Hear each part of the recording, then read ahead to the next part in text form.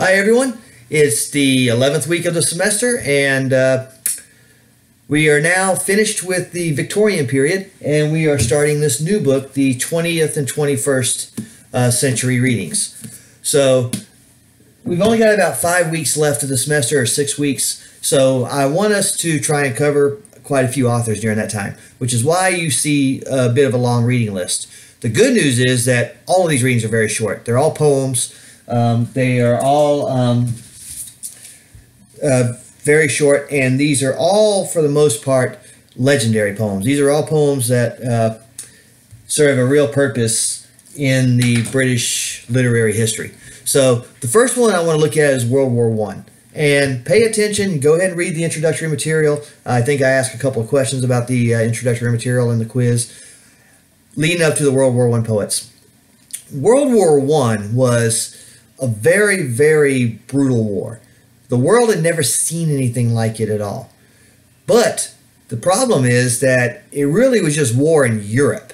But still, there was mechanized weapons, there were airplanes, there was poison gas, there was death on a scale nobody had ever seen before. And it was so horrifying at the time that everybody thought that this would be the war to end all wars. There would be no more war after this. But before the war was over, before the Treaty of Versailles, Britain really wasn't all that touched by the war. So there were kind of a couple of camps here. So Britain enters the war against Germany, but Germany did not invade Britain. Germany had invaded other European countries. And so in Britain itself, on the island with England and Wales and Scotland and Ireland, there was this sense of patriotism. We're going to go fight over there, and dying for one's country is beautiful. And that's where the Rupert Brooke poem comes in.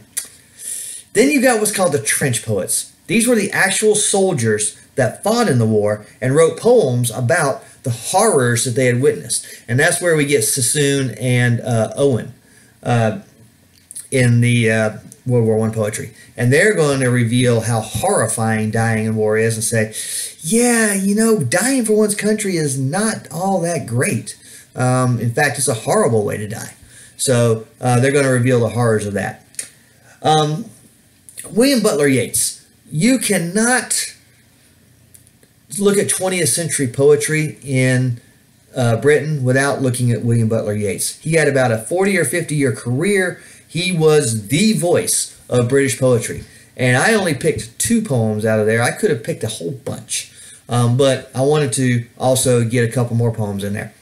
So the 2 that I chose, one of them, Easter 1916, is about an uprising in Ireland at the time that the war was going on. So Britain has soldiers fighting in other parts of Europe in World War I, and Ireland decides that's when it wants to go ahead and declare its independence. So there was a big uprising, and then the British came back into Ireland and said, oh yeah, watch this. And they very brutally repressed that rebellion and basically executed a lot of those people. A lot of those leaders were actually friends of Yeats. Yeats knew them well because Yeats was from Ireland. So he kind of was torn. He was an English poet, but he was an Irish poet. He felt loyalty to both countries. What does he do? So that poem's about that. And then the Lake Isle of Innisfree, that is one of his poems that's influenced by the Celtic tradition. And so basically it's kind of a songish poem. It's also about nature, about the bee glades and things like that. So those would be things to look for as you read that. And I got 2 other poets here. T.S. Eliot was a major force in what is known as the modernism movement. And we're going to take a closer look at the modernism movement next week when we look at Virginia Woolf. But modernism was an experimental type of literature. It's difficult to read at times.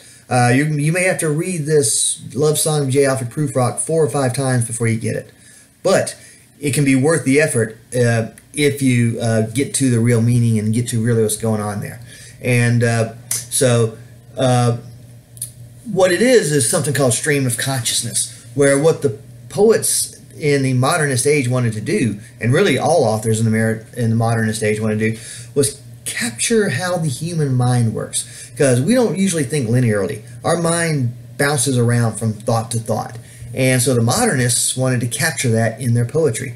And we see that in J. Alfred Prufrock. In fact, T.S. Eliot is probably the most important modernist poet. And then when we read Woolf next week, Woolf will be one of the most important modernist authors, because she didn't write poetry, she wrote prose. And you'll see that when we talk next week. All right. And then, of course, one of the most iconic poems in all of British literary history, Dylan Thomas's Do Not Go Gentle Into That Good Night.